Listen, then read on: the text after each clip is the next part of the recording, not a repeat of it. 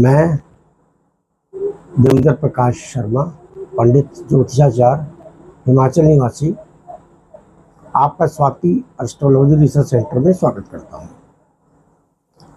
आज का विषय में ज्योतिष के साथ राजनीति है। राजनीति के ऊपर 2-4 बातें करेंगे।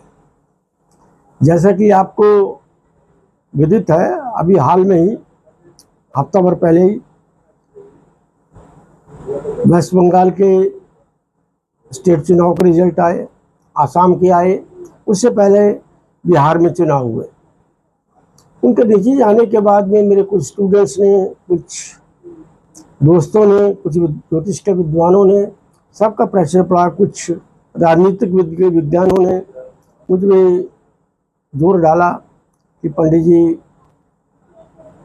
अपने प्रधानमंत्री माननीय श्रीमान नरेंद्र मोदी की कुंडली का एनालिसिस किया जाए, विवेचना की जाए।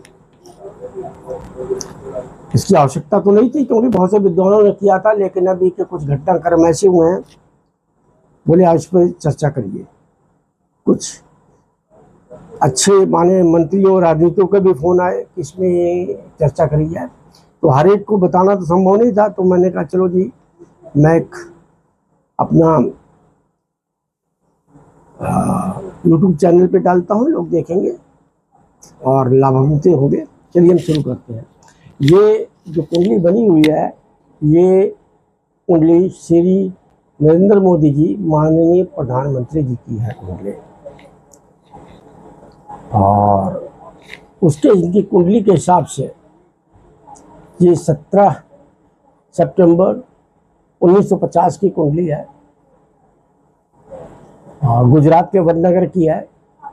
11 बजे का दोपहर दिन का समय दिया गया है।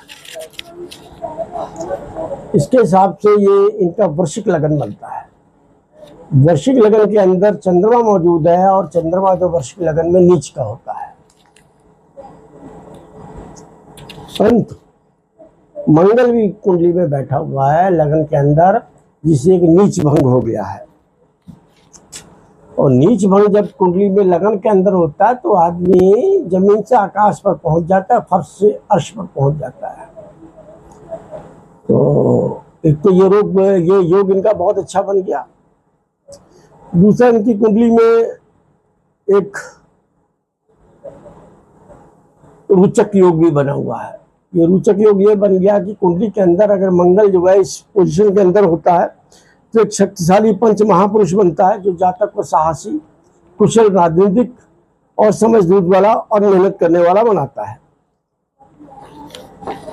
दूसरा, अब हम आते हैं कर्म भाव में। कर्म भाव के अंदर शनि बैठा हुआ है, और शनि जो है यहाँ पर अगर व्यक्ति मेहनत करे तो बलशाली कहलाता है। तो इसलिए मोदी जी ने 18 घंटे मेहनत करी, बलशाली रहे, और शनि को भी बल दिया, उसका भी रिजल्ट आ गया।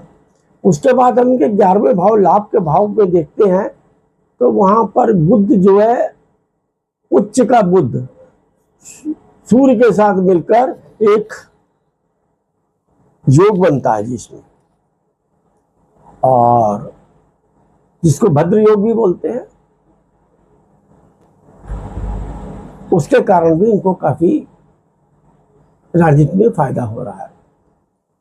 और महादशा इनकी जो चल रही है वो मंगल की चल रही है, और वो नवंबर 2028 तक चलेगी। जैसा आप देख रहे हैं, नवंबर 2028 तक चलेगी। तो अब आपको हमने बताया मंगल 2028 तक की दशाएं चलनी है, और लगन के अंदर नीच भंग योग बना हुआ है, और पंच महापुरुष योग भी है इनकी कुंडली के अंदर। तो उसी कारण से ये व्यक्ति जो है 15 साल तो एज ए मुख्यमंत्री इन्होंने राजभोग भोगा गुजरात के अंदर। 12 साल इनको राजयोग करते हुए हो गया है, सत्ता का भोग करते हुए हो गया है केंद्र के अंदर। इतना लंबा राजनीतिक जीवन में, और हमेशा जो सफलता पर, और खाली सफलता भारत में नहीं, विदेशों में, अंतर्राष्ट्रीय मंच पर जहाँ जिस देश में जाते हैं वहीं पर उनको वहाँ का उच्च पुरस्कार मिल जाता है। ये सब का कारण है कि ये जो योग मैंने आपको बताया, इस योग के कारण अब 2000 और इस समय जो है, जब हम और आप बात कर रहे हैं, इस समय जो है 2 जून को सुबह 2:24 पर गुरु महाराज भी इनके 9वें भाव में कर्क राशि में आके उच्च के हो गए। तो इनका भाग्य भी बहुत स्ट्रांग हो गया है। और यहाँ से बैठकर ये 5वीं दृष्टि भाग की उच्च के गुरु की लगन में पड़ रही है, 7वीं दृष्टि पराक्रम के भाव में पड़ रही है, और 9वीं दृष्टि जो है 5वें भाव पर पड़ रही है। तो सारे योग जो देख के कर रहे हैं कि नवंबर 2028 तक तो इनको कोई किसी भी तरीके की कोई फिक्र नहीं है, किसी भी स्टेट में कहीं भी कोई फिक्र नहीं है। हाँ, जनवरी के 27 में जब थोड़ा गुरु महाराज जो जब वक्री होंगे तो उनको हो सकता है सदन में थोड़ी परेशानी हो, और विपक्षी पार्टियां जो है विश्वास योग के लिए, विश्वास मत के लिए इनको प्रेशर डालें। अब इनका 5वां घर सबसे बड़ा कमाल का है जी। 5वें घर में राहु बैठा हुआ है, और राहु जो होता है राजनीति का कारक होता है, गुरु की राशि में बैठा हुआ है। 5वें घर का मैंने पहले भी जिक्र किया, राहु जो होता है 5वें घर का राहु जातक को इतना बुद्धिमान बना देता है कि वो अखबार में उल्टी पढ़ने शुरू करता है, और समझ जाता है किताब बाजार में खरीदने जाएगा तो उल्टी पढ़नी शुरू करेगा। ये हाल है। तो राहु जो 5वें घर का राहु है वो इंसान को बहुत इंटेलिजेंट बना देता है। बुद्धिमान नहीं बोलूँगा मैं, इंटेलिजेंट बोलूँगा। देखिए, चतुर बुद्धिमान में फर्क है, इनको चतुर बना देगा वो। जो राजनीति का और राहु है, राहु राजनीति के अंदर है, तो राजनीति में बहुत चतुरता से काम करेंगे। तो इनर्शल के अंदर 2028 तक, नवंबर 2028 तक तो कोई चिंता नहीं है। उसके बाद 2029 के स्टार्टिंग में मई जून में मेरे ख्याल से इलेक्शन है, लेकिन इलेक्शन की जब मंगल की दशा खत्म होती है तो उसी दशा आ रही राहु की, और राहु इनकी कुंडली में वहां प्रबल है। तो 2029 के अंदर का जो इलेक्शन होगा तो उसमें जो जीत होगी वो 2024 से भी अच्छी जीत होगी।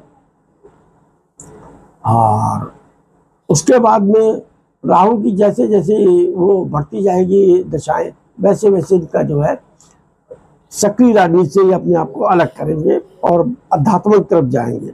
दूसरा, इनकी कुंडली की खासियत है 6ठा भाव, 8वें भाव और 12वें भाव में कोई भी प्लैनेट नहीं है। जैसे मैंने पहले बोला है, अगर 6ठे, 8वें और 12वें भाव में कोई प्लैनेट ना हो तो जातक का स्वास्थ्य बहुत अच्छा होता है। अभी देखिए, मैं तो जहाँ तक मोदी साहब मुख्यमंत्री थे तब तो मैं नहीं जानता था इतना, लेकिन जैसे प्रधानमंत्री हुए तो अखबार में आता रहता है।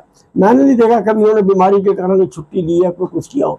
इतना काम करने के बाद में सुबह जो है 4-4 बजे नदी में नहाते भी इनको देखा, एक दिन में 3 दिन मीटिंग करते देखा। विदेश से तुरंत आते ही जो है मीटिंग में चले जाते हैं और ना थकान देखी। उसका कारण इनका 6ठा भाव, 8वां भाव और 12वां भाव बहुत स्ट्रांग है।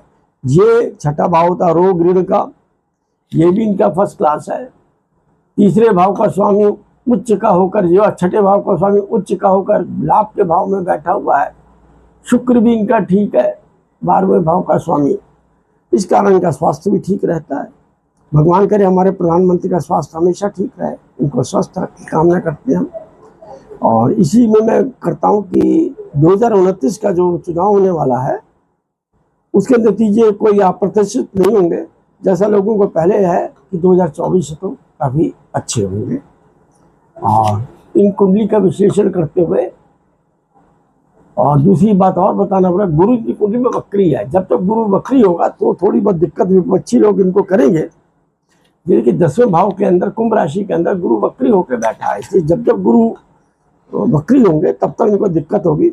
बाकी कुंडली स्वास्थ्य के हिसाब से, मान सम्मान इनका बहुत अच्छा रहेगा, क्योंकि सूर्य जो है बुध आदित्य योग बना रहा है उच्च के बुध के साथ में, और 10वें घर का स्वामी है।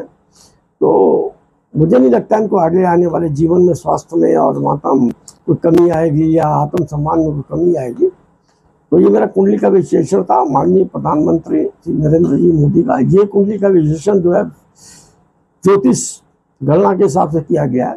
इसमें कोई भी पक्षपात किसी पार्टी का नहीं किया गया है। ये जब हम कुर्सी पर बैठकर, अपनी गद्दी पर बैठकर किसी की कुंडली देखते हैं, हमारे लिए सारे बराबर होते हैं, चाहे वो राहुल की कुंडली, गांधी कुंडली हो, चाहे मोदी साहब की हो, या किसी की। उस समय जो ग्रह होते हैं, ग्रह की भाषा बोली जाती है।